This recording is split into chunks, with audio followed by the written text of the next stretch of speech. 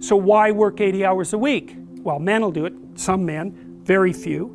A handful of hyper-competitive men who are obsessed with hitting the pinnacle of the given dominance hierarchy they're in will happily work 80 hours a week, and they'll forego everything else. Relationships, family, children, way in the second category. And so those men are often very difficult to live with too, because they're so obsessed with their career. It's hard to have a relationship with them. And maybe they don't have much of a relationship with their kids, but they're damn good at what they do, and part of that is they're smart and disciplined, and they'll work non-stop all the time. It's like an obsession, and that's the sort of people who run things. Those are the people who run things.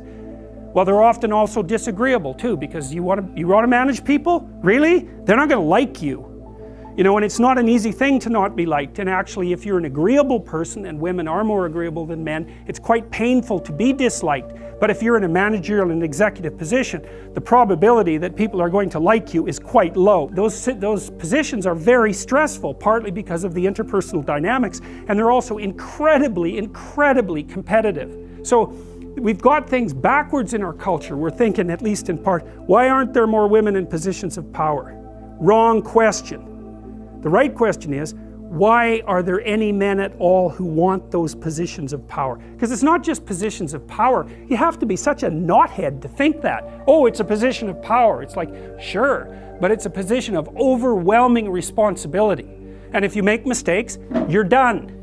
Right? It's not like you occupy that position of power and everyone does what they're told all the time and your life is easy. It's like, forget about that. People are on your case to do exactly the right thing all the time, 100% of the time.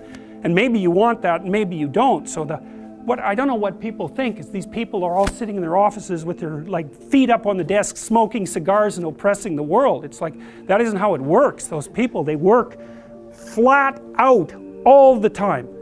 So, and it's fine if that's what you want, and some people are like that. They're hyper-industrious people, right? From a trait perspective, no matter where you put them. If you put them in a forest with an axe, they just wander around chopping down trees non-stop, right? Because it's built into them. But if you want to have a balanced life, and you should want that, you know, because the other thing you'll find, and this is God's gospel truth, is that the older you get, if you have any sense at all, the more important your family is to you. Like the utility of your career, maybe that peaks around 35 or 40 and it starts to decline pretty rapidly after that. And what happens, if you're fortunate, you have someone in your life that you love, that you've woven yourself together with, and you have some kids so that you have something to do from the time you're 50 till the time you're 80. And so it's a real mistake. It's a barren future without children, man, I can tell you that. It's a real mistake. You know, because women have access to the birth control pill now and can compete in the same domains as men, roughly speaking, there is a real practical problem here. It's partly an economic problem now, because when I was roughly your age, it was still possible for a one-income family to exist. Well, you know that wages have been flat, except in the upper 1% since 1973. Why? Well, it's easy. What happens when you double the labor force? What happens? You have the value of labor. So now we're in a situation where it takes two people to make as much as one did before.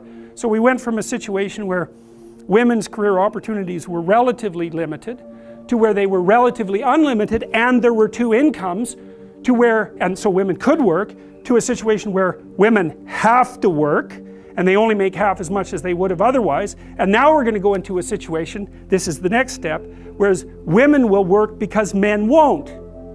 And that's what's coming now. So there was an economist article showing that 50% now of boys in school are having trouble with their basic subjects. And you look around you in universities, you can see this happening. I've watched it over decades. I would say 90% of the people in my personality class are now women. There won't be a damn man left in university in 10 years, except in the STEM fields. And it's a complete bloody catastrophe. And it's a catastrophe for women, because I don't know where the hell you're going to find someone to have to marry and have a family with if this keeps happening. So, and you think when you're 19, because you're so clueless when you're 19, you don't know a bloody thing, you think, well, I'm not really sure I want children anyways. It's like, oh yeah, you tell how well you've been educated. Dismal.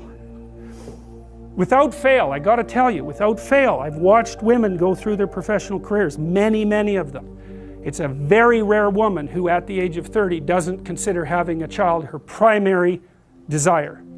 And the ones that don't consider that, generally, in my observation, there's something that isn't quite right in the way that they're constituted or looking at the world. Sometimes you get women who are truly non-maternal, you know, by temperament. They have a masculine temperament, disagreeable, they're not particularly compassionate, they're not maternal, they're not that interested in kids. Fair enough, man, but there aren't that many of them, and there's plenty who will not admit to themselves that that's what they most desperately want.